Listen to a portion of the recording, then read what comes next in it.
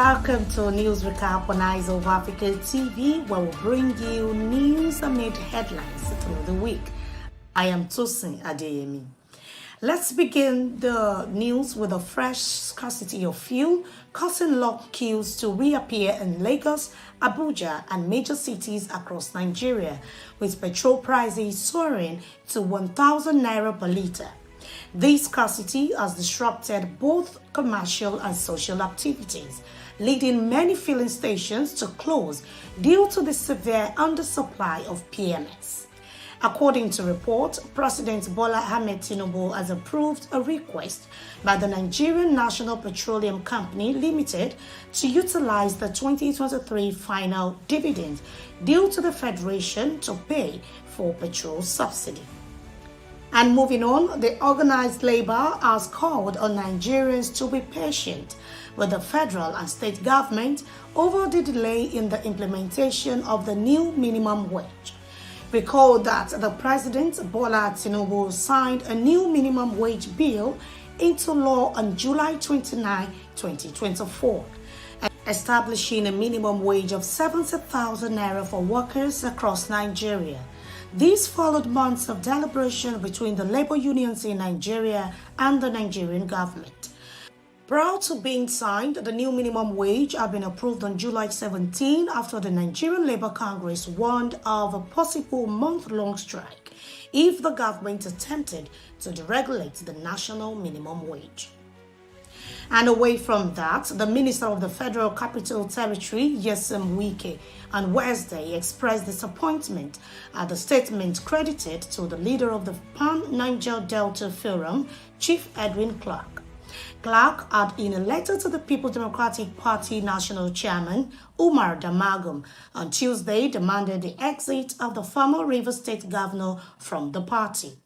The elder statesman accused Wike of using his closeness to President Bola Tinubu to exert pressure on the Rivers State Governor, Siminalayi Fubara, and the party.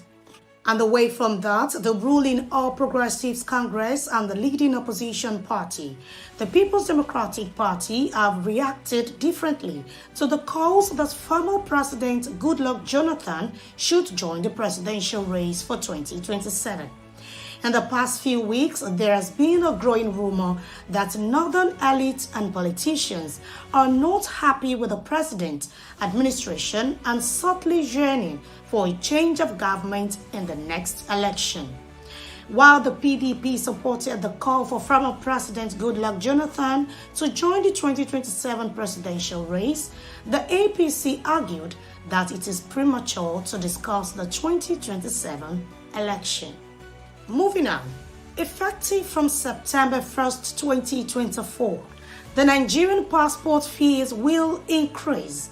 A 32-page passport booklet with a 5-year validity will rise from 35,000 naira to 50,000 naira.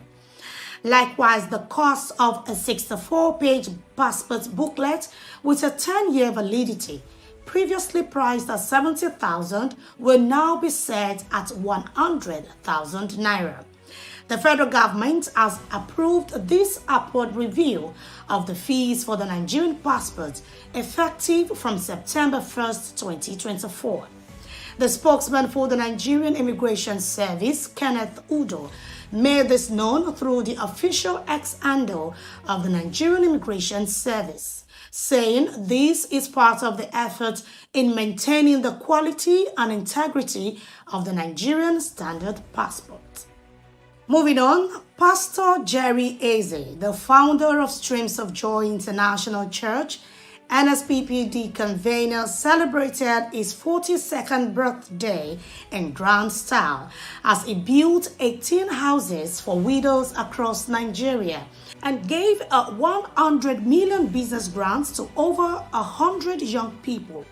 In a video shared on his social media pages, the houses were distributed across various regions with the areas beautifully showcased. It was a deeply emotional moment for the widows, who were overwhelmed with joy and gratitude. They fell to the ground in thanks, praising both God and the preacher for his support. The pastor also demonstrated his philanthropic spirit by extending a grant of over 100 million naira to small business owners nationwide. Moving now to stories in Africa. A digital feud between Nigeria and South Africa has disrupted both services, with drivers stranded due to ride cancellations. Ride-hailing app Bolt has blocked accounts for fake ride requests and restricted inter-country ride requests due to a trend where users in Nigeria and South Africa would request rides in the other country and then cancel them. Bolt has blocked numerous accounts involved in the prank between Nigerians and South Africans.